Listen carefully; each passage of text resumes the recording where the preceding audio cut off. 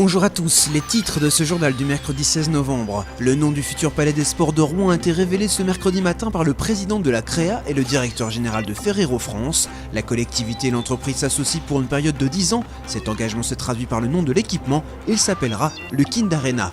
Après le département de l'Eure qui a annoncé son plan hivernal lundi dernier, le plan neige 2011 du département de Seine-Maritime entre en vigueur ce vendredi et jusqu'au 12 mars en fonction des conditions climatiques. Présentation des moyens et dispositifs mis en œuvre pour obtenir la sécurité et la fluidité des routes pendant l'hiver. Ce mardi soir, le théâtre en scène de Duclair a reçu l'homme de spectacle Franck Lepage. L'intellectuel lui a donné une conférence gesticulée de plus de 3 heures au programme « L'éducation dans notre société ».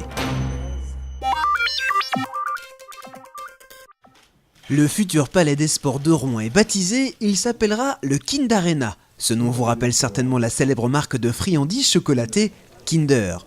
Ferrero France a son siège national à Mont-Saint-Aignan, une usine de fabrication à Villers-Récal et un dépôt à Grand-Quevilly.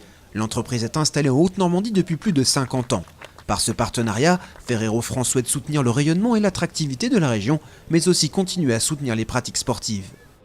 Notre rêve et notre ambition chez Ferrero, c'est de pouvoir faire venir ici des enfants issus d'associations qui n'ont pas ce type d'infrastructure pour pratiquer le sport. Donc moi j'aimerais que ce palais des sports puisse être rempli tous les mercredis, tous les samedis, tous les dimanches par des enfants pour qu'ils puissent faire du sport dans de bonnes conditions.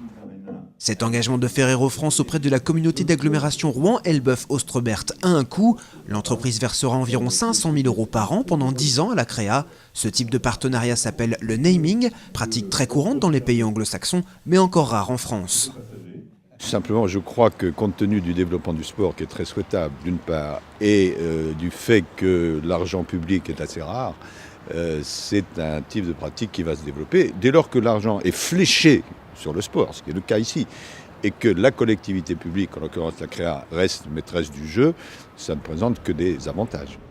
Le Kind Arena est un équipement sportif de 6000 places destiné à accueillir des manifestations nationales et internationales. Ce palais des sports s'intègre dans un projet global destiné à redonner tout son attrait au bord de Seine. Son lancement est prévu le 8 septembre 2012.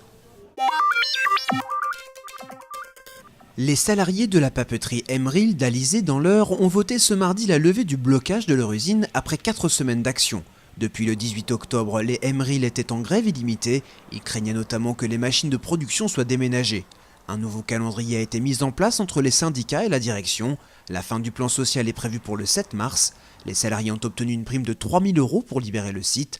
En parallèle, 80 employés ont porté plainte contre leurs patrons Miko Elander et Carrie Jordan pour harcèlement moral. La Seine-Maritime, c'est 6600 km de route divisés en 3 réseaux. Dès qu'il neige ou que le verglas fait son apparition, 44 centres d'intervention où sont stockés le sel et les saleuses entrent en action. Plus de 8000 tonnes de sel ont été répandues sur nos routes ces 3 derniers hivers. Cette année, 8000 tonnes sont déjà stockées dans les hangars et 3000 tonnes supplémentaires sont prévues pour le ravitaillement des centres. Priorité est donnée au dégagement des 1700 km d'axes majeurs en cas d'intempéries.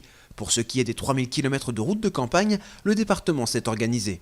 Quand nous sommes confrontés à des épisodes extrêmement durs, comme ceux de l'année dernière, nous faisons aussi appel à des partenaires extérieurs. Nous avons une convention avec 23 entreprises des travaux publics ou de l'agriculture qui peuvent venir en complément des interventions du département. Tout ça pour garantir des conditions optimales de circulation. Cependant, pour que le travail des agents porte ses fruits, il faut compter sur le civisme des automobilistes et rappeler des règles simples.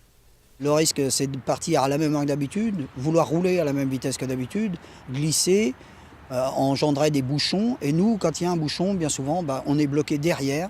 Ce qui fait que les gens s'énervent, les gens s'agacent de ne pas nous voir arriver. Malheureusement, c'est pas qu'on n'est pas sur le terrain, c'est qu'on est bloqué derrière les gens parce que même s'il y a 2 fils, ils roulent sur 2 fils. Donc ils sont bloqués sur 2 fils. Au lieu de rester sur une file et nous laisser une file libre pour pouvoir intervenir et puis pouvoir dégager la situation. Dernier conseil, pensez à équiper votre véhicule de pneus neige ou de chaînes. N'oubliez pas le covoiturage. Enfin, un numéro est mis à votre disposition pour connaître l'état des routes et du trafic, le 0820 076 776. C'était pas con au début, on va filer de la culture aux pauvres, comme ça ils vont rattraper les riches. Oui, mais alors le riche n'attend pas, voyez-vous.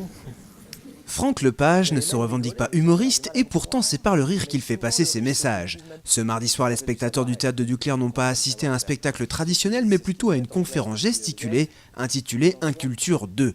Une représentation de 3 heures pour s'amuser et s'interroger sur le rôle de l'éducation dans notre société. La notion de conférence gesticulée était une plaisanterie. Une gesticulation, c'est dépréciatif. Mais du coup, les gens viennent passer un bon moment et ils ressortent en ayant entendu 15 théories de 15 sociologues différents. Enfin, voilà. Franck Lepage dépeint une société dont le système éducatif exclurait les couches populaires. Elle rendrait ainsi toute perspective d'ascension sociale illusoire.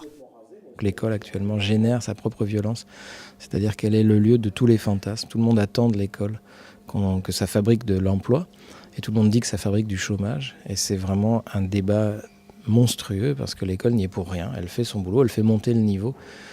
C'est ailleurs que ça se passe, le chômage. Franck Lepage se produira ce mercredi soir à 19h à l'espace Georges Désiré de Saint-Étienne-du-Rouvray.